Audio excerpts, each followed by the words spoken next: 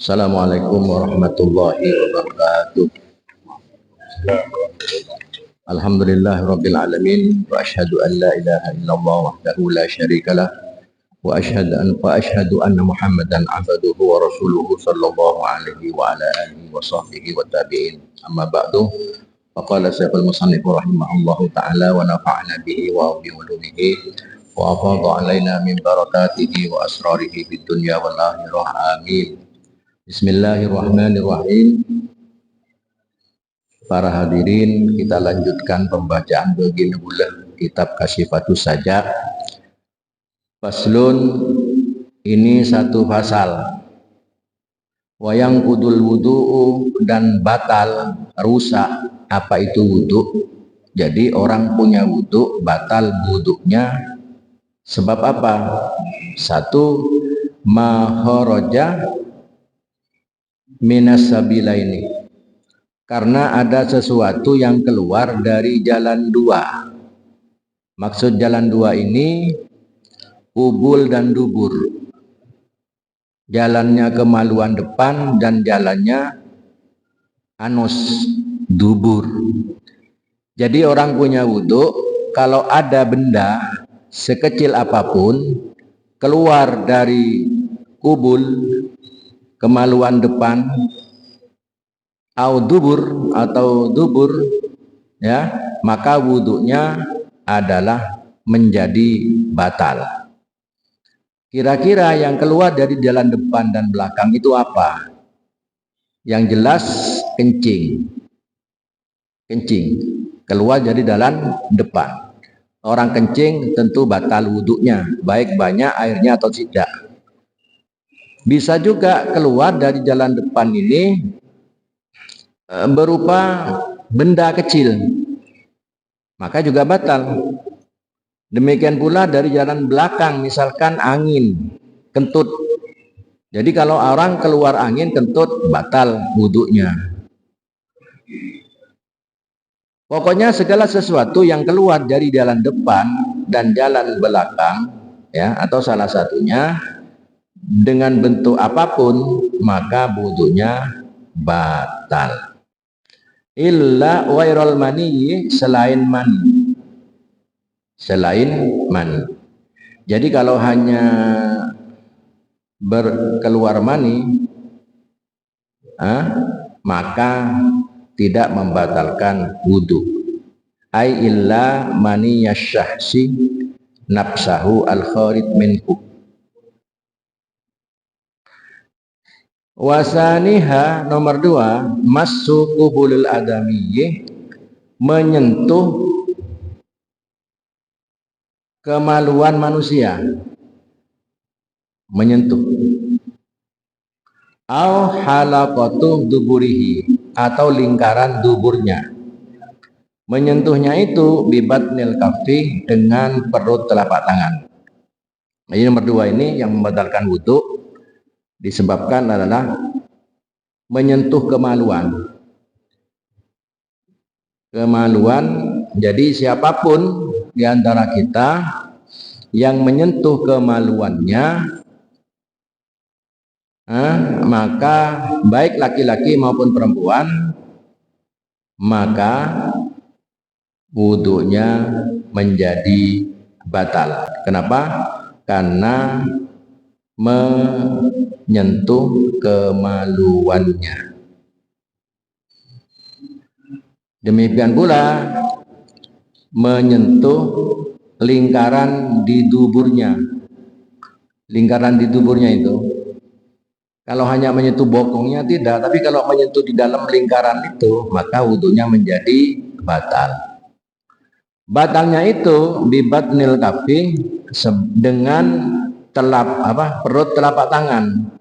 Jadi ini di telapak tangan ini, nyentuhnya dengan ini, maka batal. Kalau nyentuhnya dengan sini, di luar ini, diginikan itunya, ini tidak batal. Jadi untuk mengetahui perut telapak tangan, ini digenggam begini. Nah ini. Nah, yang di luar ini bukan telapak tangan. Di luar. Yang telapak tangan yang di dalam. Jadi menyentuh kemaluan itu Yang membatalkan wudhu apabila disentuh dengan ini, telapak tangan perutnya ini luar. Kalau di pinggirnya ini, tidak apa-apa. Jadi kalau ingin bersentuh, sentuhlah dengan gini, diginikan dengan luar telapak tangan. Jangan di telapak tangan. Sebab yang membatalkan itu bibatni kafih, dengan perutnya telapak tangan. Untuk mengetahui telapak tangan itu kita satukan, maka yang tidak kelihatan di dalam ini telapak tangan, yang di luar ini bukan telapak tangan, bukan perut telapak tangan, maka boleh menyentuh dengan di luar telapak tangan. Tapi menyentuhnya itu di sini bila hailin, tidak ada aling-aling, tidak ada pembatas. Kalau menyentuhnya pakai sarung, nggak apa-apa, karena ada aling-aling. Jadi yang membatalkan itu apabila tidak ada aling-aling di antara perut telapak tangannya dengan kemaluan yang disentuh itu. Wasalisuha, nomor 3 yang membatalkan wudu, lumsu basyaratil ajnabiyati, menyentuh kulitnya perempuan lain yang bukan mahramnya, menyentuh lawan jenis yang bukan mahramnya, menyentuh perempuan yang bukan mahramnya, termasuk menyentuh istri. Dalam madhab Syafi'i, orang punya wudhu menyentuh istri itu membatalkan wudhu dalam madhab Syafi'i. Jadi yang nomor 3 itu apabila bersentuhan kulit dengan lawan jenis dan bukan mahram. Siapa mahram itu? Yang bukan mahram itu siapa? Kullu imro'atin halal nikahuha, setiap perempuan yang halal dinikahi itu bukan mahram. Berarti mahram itu yang tidak batal wudhunya, mahram itu adalah setiap perempuan yang haram untuk dinikahi, itu mahram.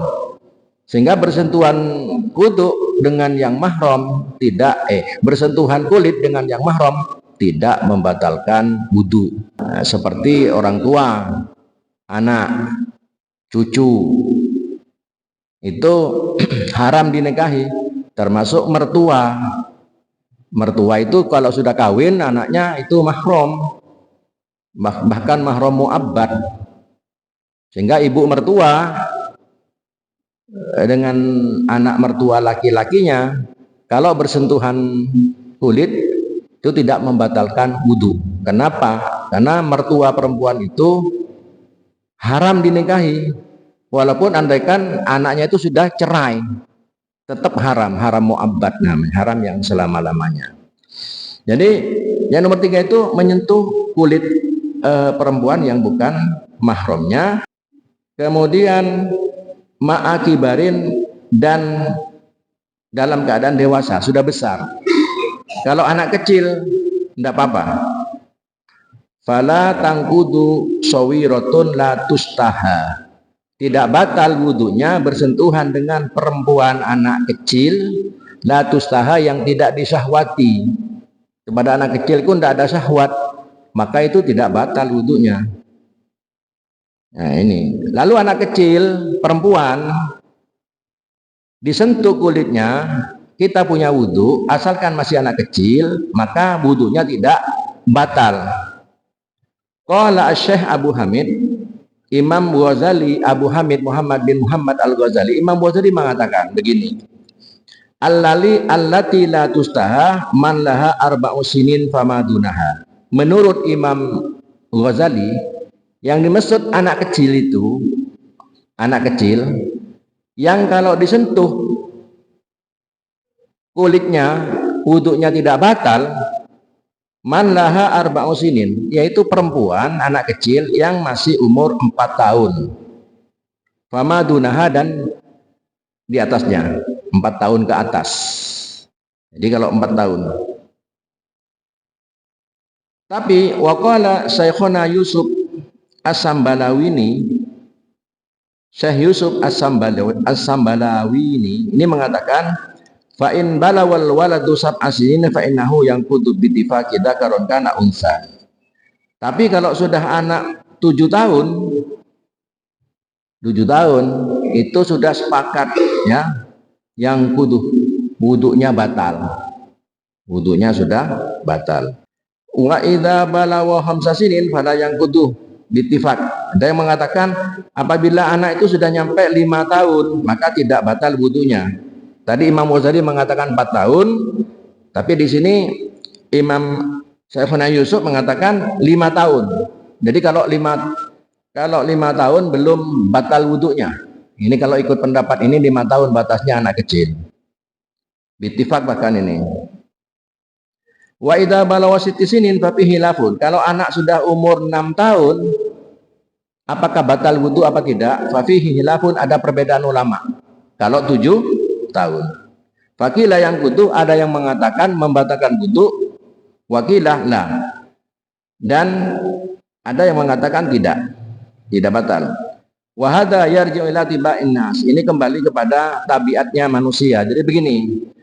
Jadi bersentuhan kulit, menyentuh kulitnya perempuan yang masih kecil itu tidak membatalkan wudhu.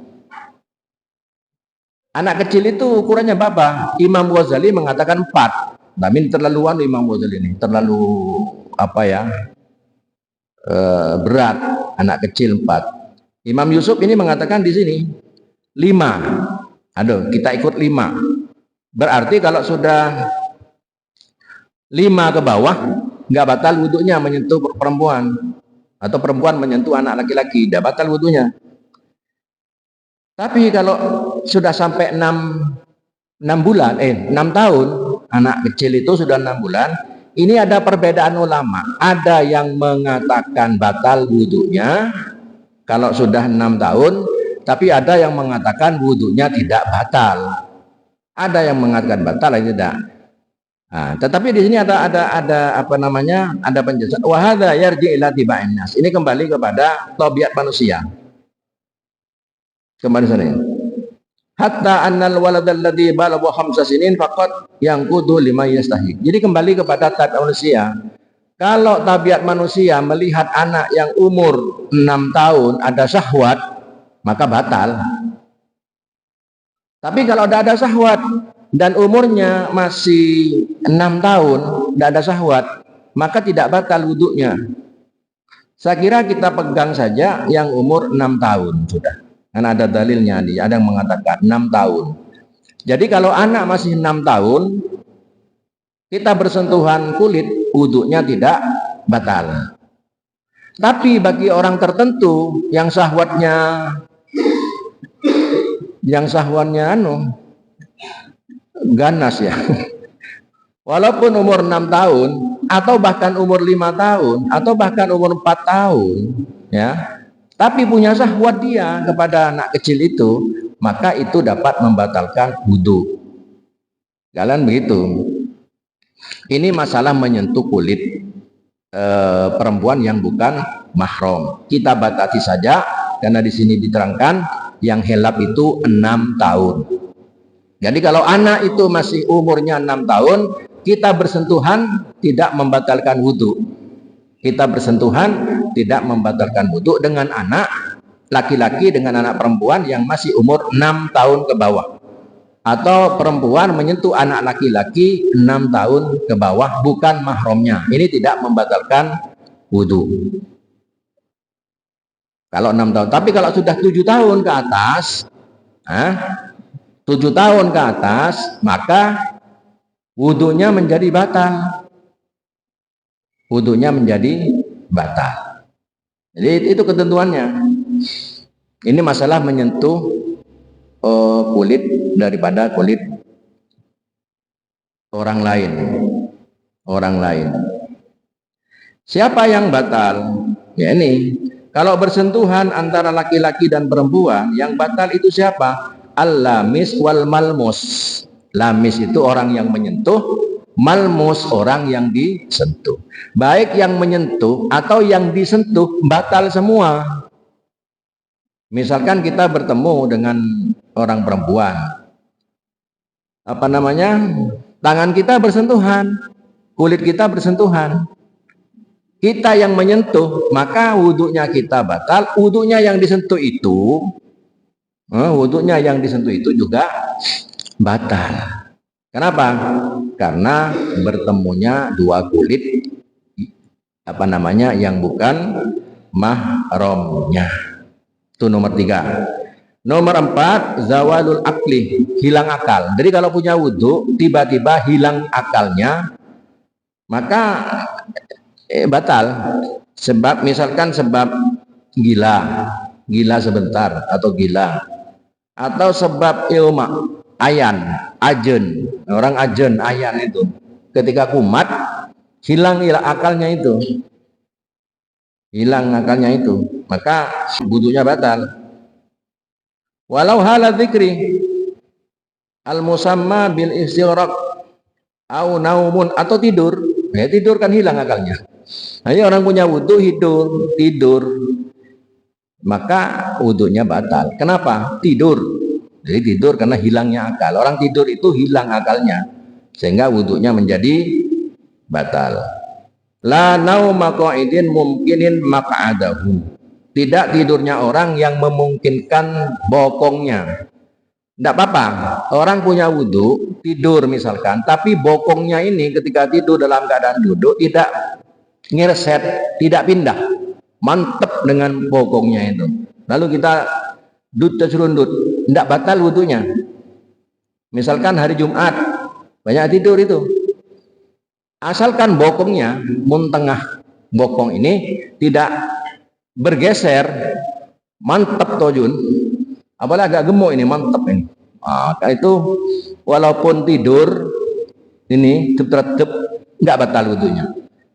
Tapi kalau sudah berpindah ini, bokongnya ini berpindah, itu tidak mungkinin maq'adahu namanya, maka wudhunya menjadi batal.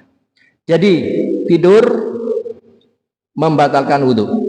Tapi tidurnya orang yang dalam keadaan duduk, sementara bokongnya menetap di lantai, mantap, hendak bergeser, walaupun cerundut kanan kiri depan belakang cerundut, tapi bokongnya tidak bergeser, maka tidurnya orang yang duduk itu tidak membatalkan wudhu. Jadi berdasarkan keterangan ini dalam kitab Sulamut Taufik, yang membatalkan wudhu itu ada 5. 1, setiap sesuatu yang keluar dari kubul dan dubur, berupa apa saja, benda atau angin, kentut, baik kentutnya berbunyi, kentut berbunyi itu disebut durot, atau tidak berbunyi itu disebut fusa. Nah, itu batal wudhunya. Kalau bunyi dur, batal juga.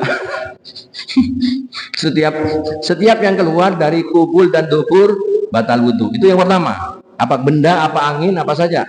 Ya. Yang nomor 2, menyentuh kemaluan manusia, baik laki-laki maupun perempuan, tanpa aling-aling, dengan telapak tangan. Tapi menyentuh itu 2 itu. Dubur ya, kalau bokong enggak. Dengan telapak tangan. Tapi kalau di luar telapak tangan, di luar ini tidak membatalkan wudhu. Ini kesimpulannya. Kemudian yang nomor 3, menyentuh kemaluan lain jenis yang bukan mahramnya. Menyentuh, baik yang disentuh maupun yang menyentuh, semuanya batal wudhunya, kecuali anak kecil. Anak kecil itu apa? Anak yang masih kecil. Ini kalau menurut Imam Abu Hanifah, Imam Al-Ghazali, ini 4 tahun. Tapi terlalu berat ini. Kita ambil pendapat yang lain. Syekhona Yusuf As-Sambalawi ini mengatakan 5 tahun. Ada yang mengatakan 6 tahun. 6 tahun. Tapi kalau 6 tahun ini ada yang mengatakan batal wudhunya atau tidak. Kalau anaknya 6 tahun. Tapi lagi-lagi kembali kepada tabiat manusia. Kalau manusia syahwatnya tinggi, nyentuh anak yang masih umur 3 tahun misalkan, walaupun umur 3 tahun, tapi dengan syahwatnya tinggi misalkan, walaupun 3 tahun tetap membatalkan wudhu. Jadi anak kecil itu batasannya 6 tahun. 6 tahun saja sudah kita ambil 6 tahun. Tapi 6 tahun kalau sudah timbul syahwat ya tetap batal. Tapi kalau tidak timbul syahwat, 6 tahun itu batasannya anak kecil itu tidak batal wudhu. Laki-laki nyentuh anak kecil yang 6 tahun tidak batal wudhunya. Perempuan nyentuh anak laki-laki yang 6 tahun umurnya tidak membatalkan wudhu kecuali ada syahwat. Itu saja. Saya kira itu sekedar mengisi kekosongan karena sekarang sebetulnya bagiannya Kiai Haji Muhammad Zuhriza ini. Saya kira begitu ya. Mudah-mudahan ada manfaatnya. Wassalamualaikum warahmatullahi wabarakatuh.